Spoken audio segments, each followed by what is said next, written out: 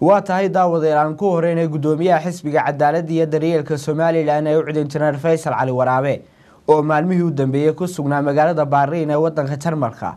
oo khadka telefoonka waraysi gaar ah ku siiyay telefishinka bulsho ayaa wuxuu markii ugu horeysay uu ka hadlay casilaadii uu maalintii shalay ku dhawaaqay ra'iisul wasaarihii wadanka Itoobiya Hayle Mariam Desalegn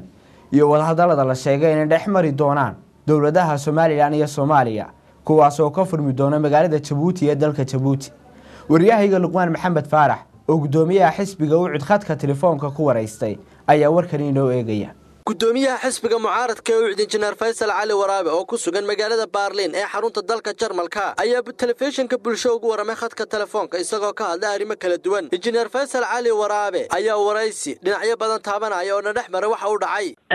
General Faysal Cali waraabe gudoomiyaha xisbiga mucaaradka ah ee u cid maalmin la soo dhaafay waxaad ku sugnay dalka Jarmalka halkaasi shaqada aad u tagtay maxay ahayd gudoomiyaha khaatimo Professor Khaliif ma wada soconnaa alxamdulillah marka waxaan u tagnay dawladda Jarmalka iyo dadka Jarmalka u sheegnay in arrintii wadahadalada Soomaaliya ay dhamaatay ayay Soomaaliya khaatimo dalkana oo ka soo baxay doorashadii hadda loo baahay in tacaawun fiican u bixiyo dalka la siiyo oo dhulka waliba marka hore aan horumar ku gaarin loo badiyo marka waxaa ayaan farxad u leeyahay in horta marka iskuul weyn oo farsamada ah laga dhigi doono Hargeysa oo kun qof lagu bari doono oo technical school ayaa taasoo muhiim ah wixii kale way soo socdaan dalinaha waxaa jirtay hogaamiyaha khaatimo mudane cali khaliif galeed dhowr jeer oo munaasabada magaalada Hargeysa ka hadlay waxa uu sheegay oo ku adkeynay carabkina xukuumadda madaxweyne Muuse Bixi Cabdi ilaa ay haatan fulin heshiiskii khaatimo arrintaasi maxaa ka jira aad kula socotaa maya waa Fulisey Muuse Bixi arrimihii aan ku heshiino dhan uu fuliyey uu si degdeg ah ku noqoshey haduu amarka wada bixiyey haddana noqoto ciidamadii la qarmeynayay marka shaqada waxa weeye waa ka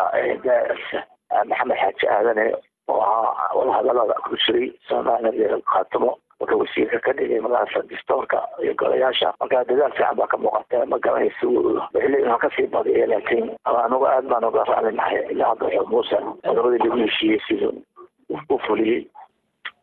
mudane gudoomiye bal aduu saad u aragtaa casilaadda ra'iisul wasaaraha dalka Itoobiya Mr. Hayle Mariam Desalegn Itoobiya waxa ka socda dareen baa magaalada qalabka siyaasadeed qoomiyada kacsana amxaaradiya oo bateen Oromia shirka u saaray xisbiga weyn ee RBDF marka waxa arkaa inuu wanaag u sameeyay si dalkiisa magaalada compromise uu sameeyo nabad loo helo ku sadqeeyay kursigiisii xisbiga iyo ra'iisul wasaarnimada halkaas ku tusayay yahay nin bislaaday oo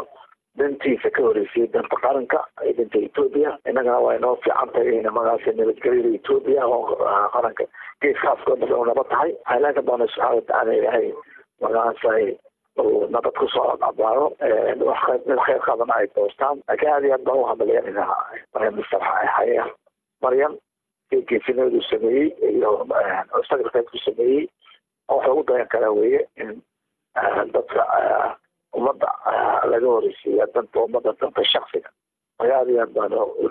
soo dhaweynaa ugu dambeyntii gudoomiye anagoo kaaga mahad celinay waqtigaaga qaaliga ah ee nasiisaad oo ku sugan dalka Jarmalka waxaan ku weydiinayaa dhawaan Somaliland iyo Soomaaliya waxa wada hadal uga furmi doona dalka Djibouti sideed u aragtaa sidoo kale sideed u aragtaa shirkadda maalgashi ee xukuumadda Somaliland sheegtay inaan ku yeelanay magaalada Abuja ee caasimadda dalkaasi Imaaraadka Carabta waxa su'aashaada hore ee wada hadalada way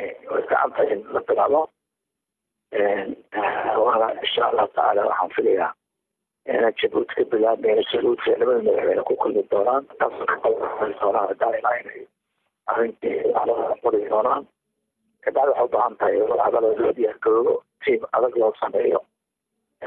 والدماء بدن أو بقى سائل حاضر أو ينجح حاليا عنه أنا من سائل الدورانه أو كأسونه أي نونسا لكن أنا مكان جبوتي وهو يكون بحالك في بلغاتك ay wadaadada madaxweyne balan qaadiyay in doorashadii ay ka go'an tahay hadalada inay sameeyaan tan kale ay weydiisay magacaasaay company Somaliland investment company doonto waa magaca Somaliland lagu register-gareeyay shakhsiyaad male arrintaa waa in company investment company sameysana وفعلها لكن الشروطي المسلمين في ذلك كمسؤول كهيو خير كيسي وشغل ما سيء إن شاء الله أنا كوسمك لما بدنا كون هذا الطلاب لكن كبني العقل أو إن التمارة قاطع أو مجال هاي شكرا إنه